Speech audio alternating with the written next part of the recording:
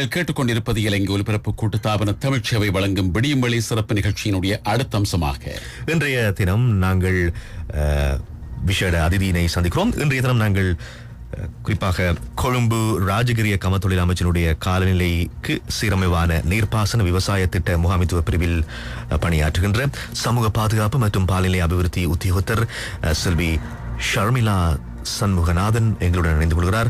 வணக்கம் ஷர்மிளா சண்முகநாதன். வணக்கம் நேயர்களே. வணக்கம். குறிப்பாக இந்த கமத்தொழில் அமைச்சின் காலநிலைக்கு சீரமைவான இந்த நீர்ப்பாசன விவசாய திட்ட முகாமைத்துவ அலகு செயற்படுத்துகின்ற பல்வேறு திட்டங்கள், அதிலே முக்கியமாக தற்போதைய காலகட்டத்தில் மேற்கொள்ளப்படுகின்ற அந்த திட்டங்களினுடைய விவரங்களை எங்களுக்கு தர முடியுமா? நிச்சயமாக. இத்திட்டத்தினுடைய பெயராக காலநிலைக்கு சீரமைவான நீர்ப்பாசன விவசாய திட்டம், அதாவது சியா ப்ராஜெக்ட் என்று இதை சொல்லுவார்கள். இது கமத்தொழில் அமைச்சின் கீழ் நடைமுறைப்படுத்தப்பட்டு வருகின்றது. இதற்குரிய நிதி ஒழுங்கினை உலக வங்கியினுடைய கடனுதவியின் பெயரிலேயே நாங்கள் பெற்றுக் கொண்டுள்ளோம். மேலும் 140 மில்லியன் அமெரிக்கன் டாலர்களை கொண்ட ஒரு ப்ராஜெக்ட், ஒரு திட்டமாகவே இது காணப்படுகிறது. அதிலே குறிப்பாக பார்த்தோம் என்று சொன்னால் 125 மில்லியன் அமெரிக்க டாலர்களை உலக வங்கியிடமிருந்தும் 10 மில்லியன் அமெரிக்கன் டாலர்களை இலங்கை அரசாங்கத்திடமிருந்தும் 5 மில்லியன் அமெரிக்க டாலர்களை எங்களுடைய நேரடி பயனாளிகள் விவசாயிகளிடமிருந்து பெற்றுக் கொள்வதாகவே இந்த திட்டத்தின் அடிப்படையில் காணப்படுகிறது. இந்த திட்டமானது 11 மாவட்டங்களிலும் 6 மாகாணங்களிலும் நடைமுறைப்படுத்தப்படுகிறது. குறிப்பாக வட மாகாணத்திலே கிளிநொச்சி மாவட்டம் மற்றும் முல்லைத்தீவு மாவட்டங்களிலும், கிழக்கு மாகாணத்தில் திருகோணமலை, மட்டக்களப்பு மற்றும் அம்பாறை மாவட்டங்களிலும், வட மத்திய மாகாணத்தில் அனுராதபுரம் மற்றும் பொலனறுவை மாவட்டத்திலும், வட மேல் மாகாணத்தில் குருநாகல் மற்றும் புத்தளம் மாவட்டங்களிலும், மேலதிகமாக 2 மாகாணங்களான தென் மாகாணத்தில் அம்பாந்தோட்டை மாவட்டத்திலும், ஊவா மாகாணத்தில் மொனராகலை மாவட்டத்திலும் இந்த திட்டம் தற்போது நடைமுறைப்படுத்தப்பட்டு இருக்கிறது. இந்த திட்டம் பற்றி நீங்கள் தெரிவித்திருந்தீர்கள். இந்த திட்டத்தை நடைமுறைப்படுத்துகின்ற அமைச்சு, அதே போன்று இந்த கடன் வழங்குகின்ற நிறுவனம் மற்றும் அதே போன்று இந்த திட்டத்தினுடைய நோக்கம் குறித்து எங்களுக்கு விரிவாக தெரிவிக்க முடியுமா? நிச்சயமாக. இந்த திட்டத்தினுடைய பிரதானமான அபிவிருத்தி நோக்காக காலநிலையால் மிகவும் பாதிப்படைந்த பிரதேசங்களில் வினைத்திறனான நீர்ப்பாசனம் மற்றும் விவசாய உற்பத்தி திறனை அதிகரிப்பதன் மூலமாக சிறிய மற்றும் நடுத்தர விவசாய குடும்பங்களின் வாழ்க்கை தரத்தை உயர்த்துதல் தான் இந்த திட்டத்தினுடைய பிரதானமான அபிவிருத்தி நோக்கமாக காணப்படுகிறது. அதிலே நீங்கள் குறிப்பிட்ட இந்த பிரதேசங்களில் குறித்த மாகாணங்களை குறிப்பிட்டிருந்தீர்கள், அதே போன்று நடைமுறைப்படுத்துகின்ற பிரதேசங்களை குறிப்பிட்டிருந்தீர்கள். அவற்றில் இந்த திட்டங்கள் வருகின்ற போது எப்படியான ஒரு மாற்றத்தை, முன்னேற்றத்தை காணக்கூடியதாக இருக்கும்? நிச்சயமாக. குறிப்பாக இந்த திட்டம் காலநிலையாலே உச்ச பாதிப்படைந்த அல்லது மிகவும் பாதிக்கப்பட்ட பிரதேசங்களில் நடைமுறைப்படுத்தப்பட்டு வருவதனால், இப்ப பார்த்தோம் என்று சொன்னால் எங்களுடைய பாதிப்படைந்த, அதாவது திட்டத்திலே நடைமுறைப்படுத்தப்படுகின்ற பிரதேசங்கள் காலநிலையால் உச்ச பாதிப்படைந்த பிரதேசங்களாக காணப்படுகின்றது. காலநிலையால் உச்ச பாதிப்படைந்த பிரதேசம் என்று நாங்கள் சொல்லுகின்ற போது அவர்கள் வறட்சியாலேயோ அல்லது வெள்ளப்பெருக்கினாலேயோ இந்த விவசாயிகள் மிகவும் பாதிப்படைந்தவர்களாக காணப்படுகிறார்கள்.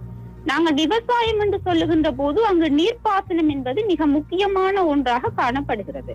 இந்த திட்டத்திலே 2 பிரதானமான கூறுகள் காணப்படுகின்றன. மிக முக்கியமான முதலாவது கூறாக விவசாய உற்பத்தியும் சந்தைப்படுத்தலும், இரண்டாவது முக்கிய கூறாக விவசாயத்துக்கான நீர். இந்த காலநிலையால் உச்ச பாதிப்படைந்த பிரதேசங்களிலே உள்ள குளங்கள் புனருத்தாரணம் செய்யப்பட்டு அவர்களுக்கான நீர்ப்பாசன வசதிகள், விவசாயிகளுக்கான நீர்ப்பாசன வசதிகள் செய்து கொடுக்கப்பட்டு காலநிலைக்கு சீரமைவான பயிற்சிக நடைமுறைகளை அங்கு நடைமுறைப்படுத்துவதன் ஊடாக அந்த மக்கள் நிச்சயமாக பயனடைவார்கள் என்பது என் கருத்து. இதிலே நாங்கள் இந்த காலநிலைக்கு சீரமைவான இந்த நீர்ப்பாசன திட்டம் என்று வருகின்ற பொழுது அதில் எவ்வகையான அந்த தொழில்நுட்ப முறைகள் இருக்கின்றன, அதனுடைய உள்ளார்ந்த விடயங்கள் எப்படி பயனளிக்க போகின்றன? நிச்சயமாக நல்ல ஒரு கேள்வியை நீங்கள் கேட்டிருந்தீர்கள். காலநிலைக்கு சீரமைவான தொழில்நுட்ப முறைகளை எங்களுடைய காலநிலையால் உச்ச பாதிப்படைந்த பிரதேசங்களில் நாங்கள் நடைமுறைப்படுத்துகின்ற போது ஒரு பிரதேசத்திலே நாங்கள் பயன்படுத்துகின்ற அதாவது காலநிலைக்கு சீரமைவான தொழில்நுட்ப முறையை இன்னும் ஒரு பிரதேசத்தில் நாங்கள் பயன்படுத்தலாம் என்று சொல்ல முடியாது. அதாவது பிரதேசத்துக்கு பிரதேசம், நேரத்துக்கு நேரம் அல்லது காலத்துக்கு காலம் இந்த தொழில்நுட்ப முறைகள் வித்தியாசமாக காணப்படும். உதாரணமாக சொல்ல போனால் நாங்கள் ஒரு வாழை தோட்டம் ஒன்று எடுப்போமாக இருந்தால் அந்த வாழைக்கு இடையிலே தள்ளின பயிர்களை நாங்கள் பயிரிடுகின்ற ஒரு சிறிய உதாரணமாக நான் இதை சொல்கிறேன். தள்ளின பயிர்களை பயிரிடுவதன் மூலமாகவும் நாங்கள் இதனை அதிகரித்துக் கொள்ளலாம். நாங்கள் பாரம்பரியமாக மேற்கொண்டு வந்த இந்த திட்டங்களை வைத்து பார்க்கின்ற பொழுது நீர்ப்பாசனத்திலே இலங்கை வரலாற்றில் இருந்தே ஒரு பெரும் தொழில்நுட்ப ரீதியாக பெரும் முன்னேற்றத்தை கண்ட ஒரு நாடு என்பதை வரலாறுகள் பறைசாற்றுகின்றன. இப்போ இந்த புதிய திட்டங்கள் வருகின்ற பொழுது அதற்கு இசைவாக்கம் அடைவது குறித்து எமது விவசாயிகள் எந்த அளவு அந்த தகவல்களை கொண்டிருக்கின்றார்கள்? நிச்சயமாக நல்ல ஒரு கேள்வி. இலங்கையை பொறுத்தவரையில் பல்வேறுபட்ட திட்டங்கள் நடைமுறைப்படுத்தப்பட்டாலும் எல்லா திட்டங்களும் 100% வெற்றியடைந்தனவா என்று கேட்டால் அது நிச்சயமாக ஒரு கேள்விக்குறியிலேயே முடிவடையும். ஆனால் இந்த காலநிலைக்கு சீரமைவான நீர்ப்பாசன விவசாய திட்டத்தினுடைய ஆரம்பமே மக்கள் சேர்ந்ததாகவே காணப்பட்டது. அதற்கு உதாரணமாக சொல்ல போனால் PRA, அதாவது பார்ட்டிசிபேட்டரி ரூரல் அப்ரைசல், மக்களுடனான கலந்துரையாடல் அணுகுமுறை அல்லது மக்களுடனான பங்கு பெற்றுதல் அணுகுமுறைக்கு ஊடாகவே இந்த மக்களுக்கு தேவையான பிரச்சனைகள் அடையாளம் காணப்பட்டு அந்த பிரச்சனைகளை தீர்ப்பது இந்த திட்டத்தினுடைய பிரதானமான ஒரு எடுகோலாக இருந்தது. உதாரணமாக சொல்ல போனால் நாங்கள் இந்த 11 மாவட்டங்களிலும் மக்களோடு மக்களாக ஒன்று சேர்ந்து பயனாளிகளுடைய அடையாளம் காணப்பட்டு அவர்களுக்கு அங்கு சில வேளைகளிலே சிறு அல்லது நடுத்தர குளங்கள் புனருத்தாரணம் செய்யப்பட வேண்டிய தேவை இருந்தது. சில இடங்களிலே அதாவது சந்தைப்படுத்த வேண்டிய பாதை, அதாவது சந்தைக்கு செல்லுகின்ற பாதைகள் புனருத்தாரணம் செய்யப்பட வேண்டிய தேவை இருந்தது. சில இடங்களிலே நாங்கள் நல்ல காலநிலைக்கு சீரமைவான பயிர்களை வழங்க வேண்டிய தேவை இருந்தது. இவ்வாறு பல தேவைகள் அடையாளம் காணப்பட்டன. மக்களோடு மக்களாக ஒன்றிணைந்து இந்த ஒரு ஸ்டடி ஒன்றை நாங்கள் செய்திருந்தோம். அதன் பின்னர் நாங்கள் காலநிலையால் உச்ச பாதிப்படைந்த பிரதேசங்களிலே நடைமுறைப்படுத்துவதற்காக ஒரு விவசாய திட்டம் ஒன்றையும், அதாவது hotspot area agriculture development plan என்ற ஒரு திட்டத்தையும் நாங்கள் பிரிப்பேர் பண்ணி இருந்தோம். இதிலே நீங்கள் குறிப்பிடுகின்ற இந்த திட்டங்களை நடைமுறைப்படுத்த செல்கின்ற பொழுது இல்லாவற்றை அதனை நாங்கள் படிப்படியாக மேற்கொள்ளுகின்ற போது இந்த வினைத்திறன் மற்றும் உற்பத்தியினுடைய பெருக்கம் என்பது எந்த வகையில் அது சாத்தியமாக இருக்கும்?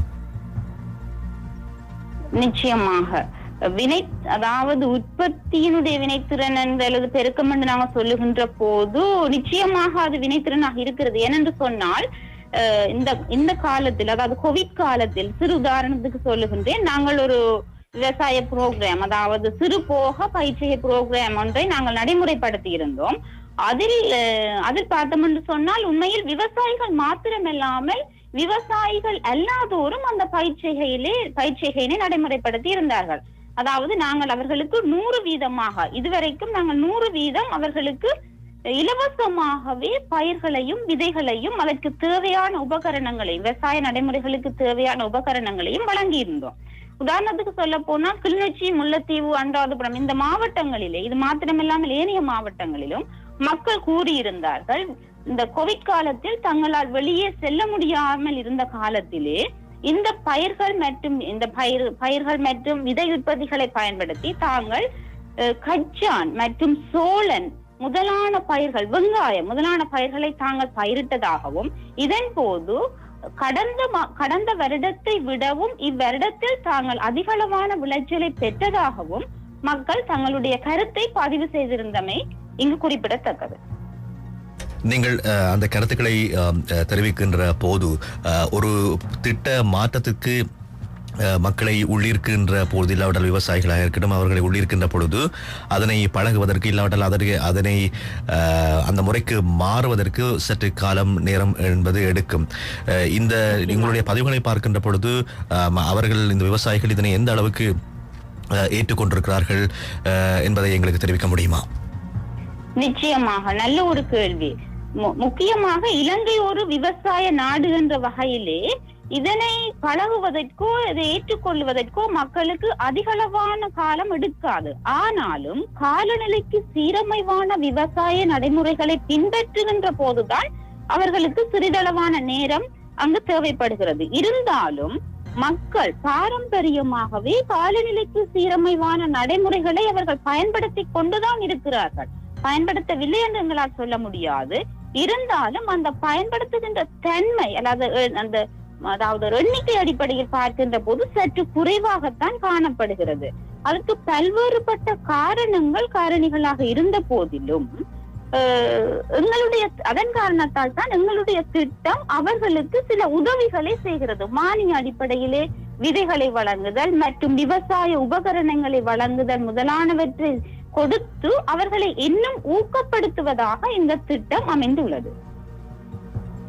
இன்றைய நிகழ்ச்சியிலே கொழும்பு ராஜகிரிய கமத்தொழில் அமைச்சனுடைய காலநிலைக்கு சீரமைவான நீர்ப்பாசன விவசாய திட்ட முகாமைத்துவ பிரிவில் பணியாற்றும் சமூக பாதுகாப்பு மற்றும் பால்நிலை அபிவிருத்தி உத்தியோகத்தர் ஷர்மிளா சண்முகநாதன் நிகழ்ச்சியிலே கருத்துக்களை தெரிவித்துக் கொண்டிருக்கிறார். இந்த காலநிலைக்கு சீரமைவான நீர்ப்பாசன திட்டம் கமத்தொழில் அமைச்சு நடைமுறைப்படுத்துகிறது. உலக வங்கியினுடைய உதவியுடன் என்கின்ற இந்த விடயத்தில் அதில் இருக்கக்கூடிய விடயங்களை தெளிவுபடுத்திக் கொண்டிருக்கின்றீர்கள். குறிப்பாக இப்படியான இந்த திட்டங்களுக்கு இன்று இருக்கக்கூடிய புதிய தகவல் தொழில்நுட்ப தொடர்பாடல் யுக்திகள் பெரும் பங்கு வகிக்கின்றது என்பதை நாங்கள் கண்கூடாக பார்த்திருக்கிறோம். இந்த திட்டத்திலும் அவை எந்த வகையிலே செயற்படுத்தப்படுகின்றன என்பதை எங்களுக்கு விளங்கப்படுத்த முடியுமா? நிச்சயமாக இது ஒரு நல்ல கேள்வி உண்டு.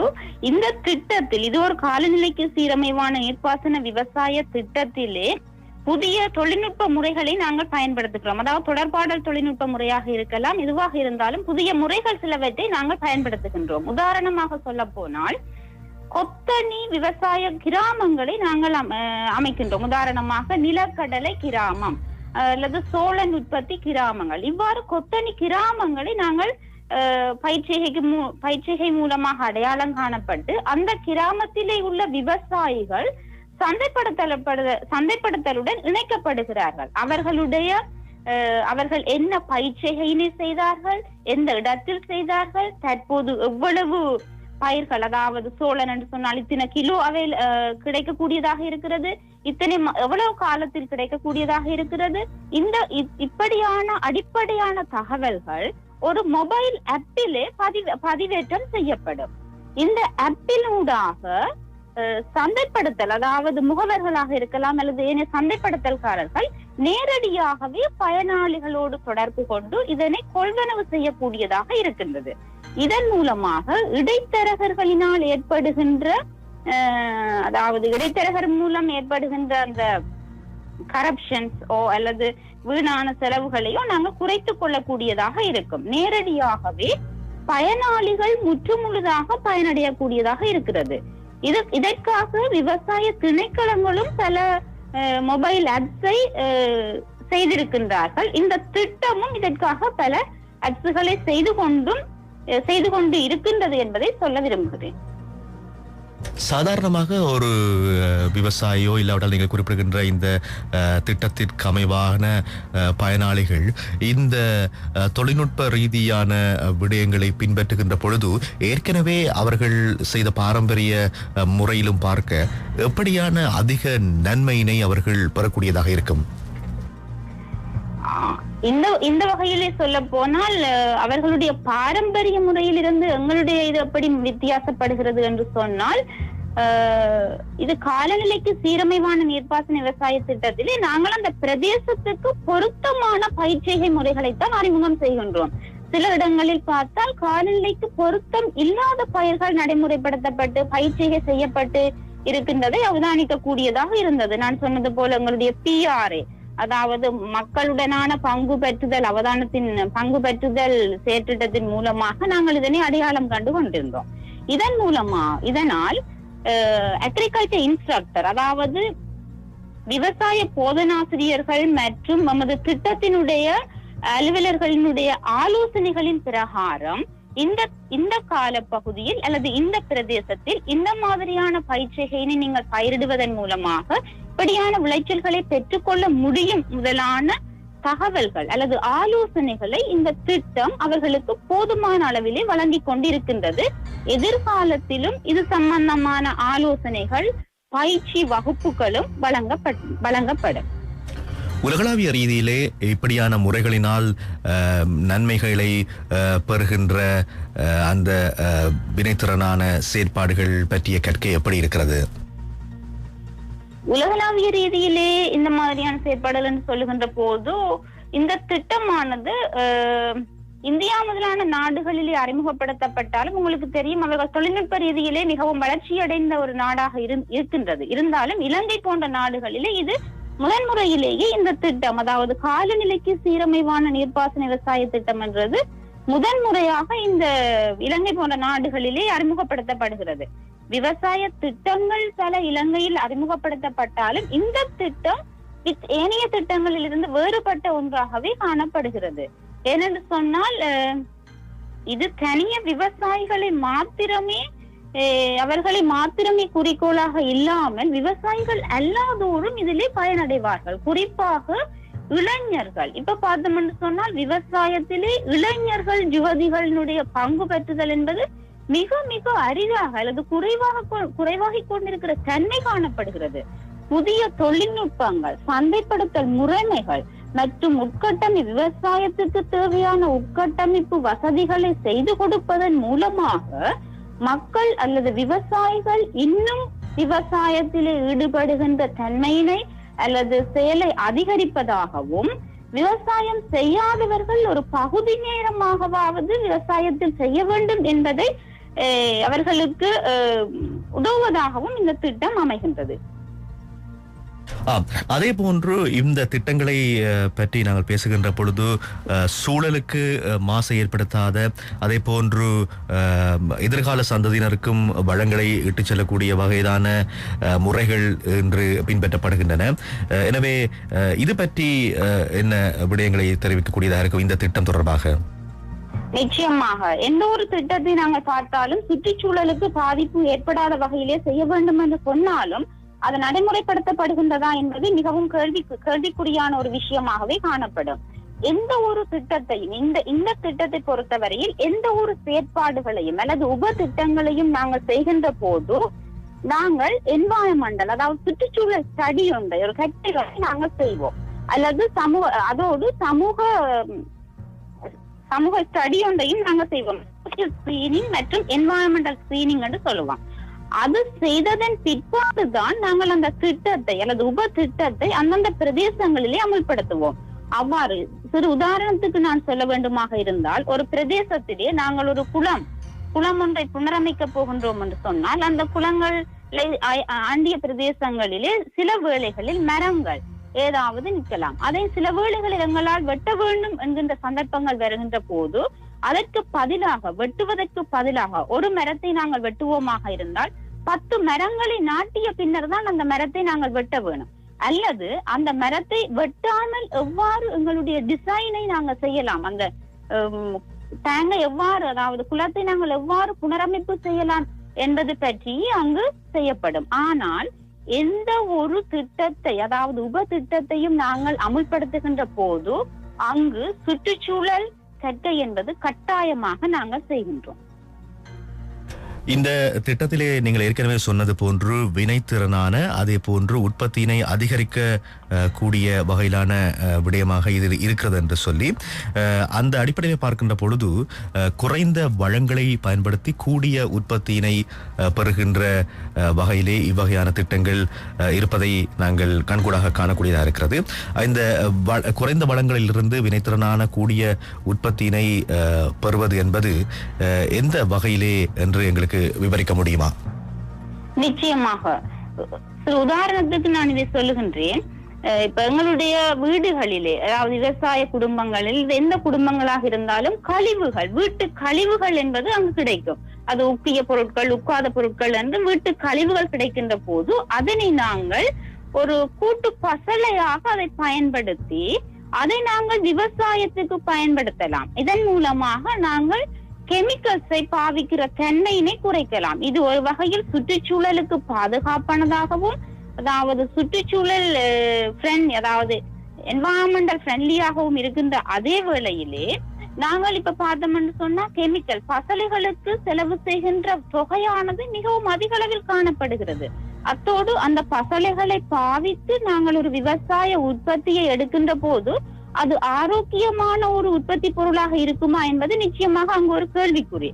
ஆனால் இயற்கையாகவே நாங்கள் உற்பத்தி செய்கின்ற அந்த கூட்டெருக்களை பயன்படுத்தி ஆர்கானிக் வகையான விவசாய உற்பத்தி முறைகளை செய்கின்ற போது அது சுற்றுச்சூழலுக்கு சிறந்ததாகவும் ஆரோக்கியமான ஒரு உணவுப் பொருளாகவும் அங்கு பயன்படுத்தப்படுகிறது.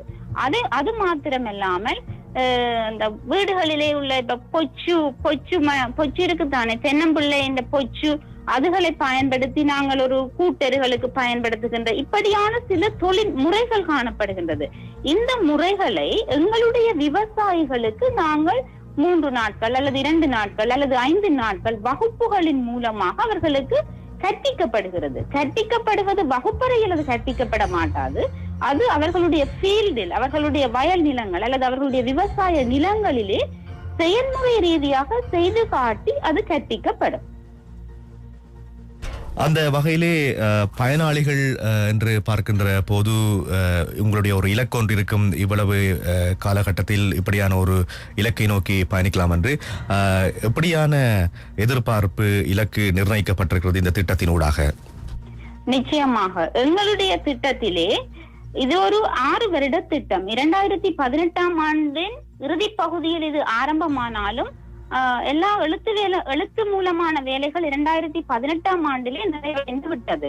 2019ஆம் ஆண்டு, இப்போது நாங்கள் 2020ஆம் ஆண்டிலே அடியெடுத்து வைத்துள்ளோம். 2024ஆம் ஆண்டு வரைக்கும் இந்த திட்டம் நடைமுறைப்படுத்தப்படும்.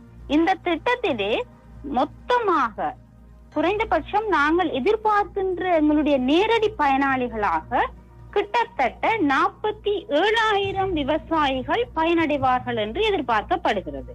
நேரடியாக 47,000 விவசாயிகள் பயனடைவார்கள் என்று எதிர்பார்க்கப்படுகிறது. இதுவரைக்கும் கிட்டத்தட்ட 12,000 விவசாயிகள் நேரடியாக பயனடைந்துள்ளார்கள் என்பதையும் சொல்லிக்கொள்ள விரும்புகிறேன். அதிலும் குறிப்பாக 5,500 பேர் பெண்களாக இருக்கின்றார்கள் என்பதையும் கூற விரும்புகிறேன். இதிலே நீங்கள் குறிப்பிடுகின்ற இந்த திட்டத்திற்கு மேலதிகமாக தற்போது இன்று எங்களுடைய உற்பத்தியை பெருக்குவதற்கும் அதனூடாக பொருளாதாரத்தை மேம்படுத்துவதற்குமான இந்த ஏனைய திட்டங்கள் எப்படியாக மேற்கொள்ளப்பட இருக்கின்றன எதிர்காலகட்டத்தில்? எதிர்காலகட்டத்தில் இந்த உற்பத்தியை பெருக்குவது மற்றும் பொருளாதாரத்தை மேம்படுத்துவது என்று சொல்லுகின்ற போது நாங்கள் விவசாயிகளுக்கு மானிய அடிப்படையிலோ அல்லது 50% தான் அவர்களுக்கு விதைகளையோ பயிர்களையோ அல்லது ஏனைய உபகரணங்களையோ வழங்குவோம். அதன் பின்னர் பொருத்தமான அந்த பயிர்கள் அல்லது அவர்களுடைய உற்பத்திகளுக்கு, அதாவது இலங்கைக்கு உள்ளும் இலங்கைக்கு வெளியேயும் சந்தை வாய்ப்புகளை ஏற்படுத்தி கொடுப்போம். அது மாத்திரமல்லாமல் இப்ப பார்த்தோம் என்று சொன்னால் மக்களுக்கு உற்பத்தி செய்கிறது, விவசாயத்தை உற்பத்தி செய்கிறது அவ்வளவு பெரிய ஒரு இஷ்யூ, அதாவது பிரச்சனையாக அங்கு இல்லை. மக்களுக்குரிய பிரதானமான பிரச்சனை அங்கு சந்தைப்படுத்தல். என்ன விஷயமான ஒரு உற்பத்தி பொருளை அவர்கள் உற்பத்தி செய்திருந்தாலும் சந்தைப்படுத்தல் தான் தற்போது இலங்கையில மிக முக்கியமான ஒரு பிரச்சனையாக விவசாயிகள் மத்தியிலே காணப்படுகிறது. அதனால் சர்வதேச ரீதியிலும் உள்நாட்டிலும் சிறந்த சந்தைப்படுத்தலை அவர்களுக்கு ஏற்படுத்தி கொடுத்து அவர்களுடைய உற்பத்தியின் பெறுமதிக்கு ஏற்று பொருத்தமான விலைகள் நிர்மாணிக்கப்பட்டு அதை விற்பது எங்களுடைய ஒரு நோக்கமாகவும் இருக்கின்றது. இதிலே நாங்கள் பார்த்தோம் என்று சொன்னால் வடகிழக்கை பொறுத்தவரையிலே அந்த பகுதிகளுக்கே உரித்ததான விசேட பயிர்கள் இருக்கின்றன. மற்றும் இந்த காலகட்டத்திலே வெளிநாடுகளிலிருந்து இறக்குமதி செய்வது தடை செய்யப்பட்டிருக்கிறது, இல்லாவிட்டால் முடியாத விடயங்கள் பல இருக்கின்றன. அவற்றையெல்லாம் இந்த திட்டத்தின் ஊடாக மென்மேலும் பெருக்குவதற்கு இலக்கு நிர்ணயிக்கப்பட்டிருப்பதை நாங்கள் ஊடகங்களின் ஊடாக பார்த்திருக்கிறோம். எனவே அது எந்த அளவில் சாத்தியமாக இருக்க போகிறது? நிச்சயமாக இப்ப பார்த்தோம்னு சொன்னால் இப்ப இந்தியா முதலான நாடுகளில் இருந்து இறக்குமதி செய்யப்படுகின்ற 10 வகையான பயிற்சிகளை நாங்கள் தற்போது அதை மட்டுப்படுத்தி இருக்கிறோம் அல்லது இல்லாமல் செய்வதுதான் எங்களுடைய திட்டத்தினுடைய பிரதானமான நோக்கமாகவும், உள்நாட்டிலிருந்து அப்படியான பயிர்களை உதாரணமாக கச்சான், நிலக்கடலை மற்றும் சோளன் இது போன்ற பயிர்களை நாங்கள் உற்பத்தி செய்வது எங்களுடைய நோக்கமாக இருக்கின்றது. இது காலப்போக்கில் நிச்சயமாக அதனை நாங்கள் நிறுத்தி எங்களுடைய உள்நாட்டிலேயே எங்களுடைய மக்களுக்கு தேவையான பயிர்களையும் உற்பத்தி செய்து கொண்டு மேலதிகமாக கிடைப்பவற்றை சந்தைப்படுத்தக்கூடிய தன்மையும் அதிகரிக்கும் என்று நம்புகிறேன். அந்த வகையில் இந்த திட்டம் சிறப்பாக அமுல்படுத்தப்படுவதற்கும் அதே போன்று இந்த திட்டத்தின் ஊடான பயனாளிகளுக்கான சிறப்பான அந்த விடயங்களை மேற்கொள்வது குறித்ததான அந்த விடயங்களை எங்களுக்கு தெளிவுபடுத்தியிருந்தீர்கள். அந்த வகையில் உங்களுக்கு மிக்க நன்றிகளை தெரிவித்துக் கொள்கிறோம் ஷர்மிளா சண்முகநாதன் அவர்களே, நிகழ்ச்சியிலே கலந்து சிறப்பித்தமைக்காக நன்றி. நேர்கள் இதுவரை கொழும்பு ராஜகிரிய கமத்தொழில் அமைச்சின் கால நிலைக்கு சீரமைவான நீர்ப்பாசன விவசாய திட்ட முகாமைத்துவ பிரிவில் பணியாற்றும் சமூக பாதுகாப்பு மற்றும் பால்நிலை அபிவிருத்தி உத்தியோகத்தர் ஷர்மிளா சண்முகநாதன் அவர்கள் எமது நிகழ்ச்சியிலே கலந்து பல்வேறு விடயங்களை தெரிவித்திருந்தார். அவருக்கு நாங்கள் மிக்க நன்றிகளை தெரிவித்துக் கொள்கிறோம். இந்த அளவில் இன்றைய விடியும் வேளை நிகழ்ச்சி நிறைவுக்கு வருகிறது. இன்றைய நிகழ்ச்சி தயாரிப்பில் ராஜபுத்திரன் யோகராஜன், அதே போன்று நிகழ்ச்சி நெறியாழ்கை மற்றும் மேற்பார்வையில் தமிழ்ச்சபை பணிப்பாளர் ரத்னசிங்கம் கணபதி பிள்ளை. தொடர்ந்து நிகழ்ச்சிகளுடன் கே ஜெயகிருஷ்ணா. விடைபெறுவது சிவராஜா தக்கேஷன். வணக்கம் நேர்களே.